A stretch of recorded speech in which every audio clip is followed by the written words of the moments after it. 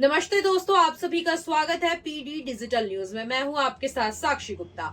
आज हम बात करेंगे इंडिगो एयरलाइंस के उस बड़े संकट की जो दिसंबर 2025 में पूरे देश को हिला गया। ये कहानी है पायलटों की कमी, प्लानिंग की गड़बड़ी और हजारों यात्रियों की परेशानी की। लेकिन अच्छी बात यह है कि सरकार ने सख्त कदम उठाए और अब धीरे धीरे सारी चीजें पटरी पर आ रही है, लाइन पे आ रही है, ट्रैक पे आ रही है। बात 3 दिसंबर की है जब इंडिगो ने नए flight duty time limits FDTL नियमों के चलते पायलट्स की शॉर्टेज का सामना किया।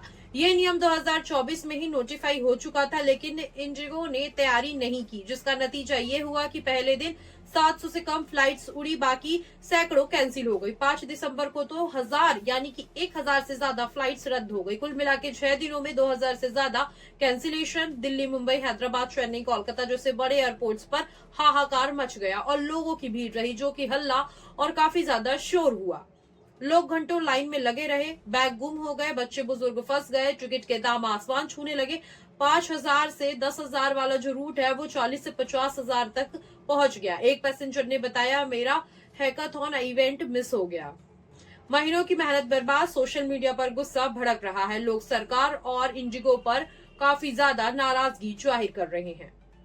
सरकार की तरफ से एक्शन लेते हुए सिविल एविएशन मिनिस्ट्री ने तुरंत कमान संभाली। मंत्री राम मोहन नायडू ने कहा, यात्रियों का हक हम सुनिश्चित करेंगे।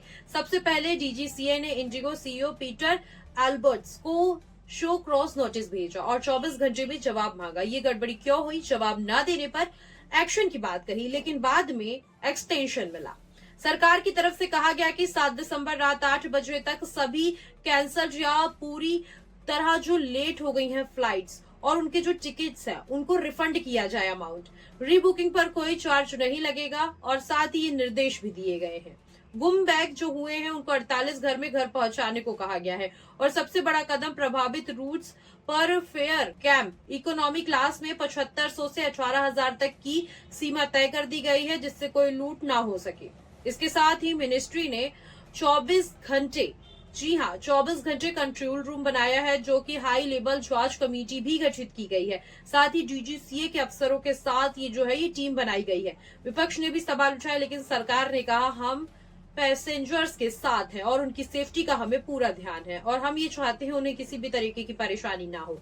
इसके तुरंत बाद 7 दिसंबर तक इंडिगो ने 610 करोड़ रुपए का रिफंड प्रोसेस किया। हजारों लोगों के अमाउंट उनके अकाउंट पे आ गए हैं। बैग्स की बात करें तो 3000 से ज्यादा पीस डिलीवर हो चुके हैं। बाकी के 48 घंटे में पहुंचने की बात की जा रही है। इंडिगो ने खुद कहा, हम ऑटोमेटिक रिफंड कर रहे हैं उसी पेमेंट मोड में। 5 से 15 दिसंबर की बुकिंग पर फुल बेवर एयरपोर्ट्स पर भीड़ कम हुई है। जी हाँ, दिल्ली T2 पर धीरे धीरे स्थिति नॉर्मल हो रही है और साथ ही लोगों का गुस्सा थोड़ा सा जो हाई लेवल पे था वो थोड़ा सा कम होते जा रहा है। 6 दिसंबर को 1500 फ्लाइट्स जो है वो उड़ी। 7 दिसंबर को 1650 फ्लाइट्स ऑन ट्रैक। OTP 75% पहुंचा। 138 में से 137 डेस्टिनेशन पर कनेक्टिविटी बहाल की गई। अभी भी 600 फ्लाइट्स कैंसिल हुई हैं, लेकिन स्थिति पहले से बेहतर है।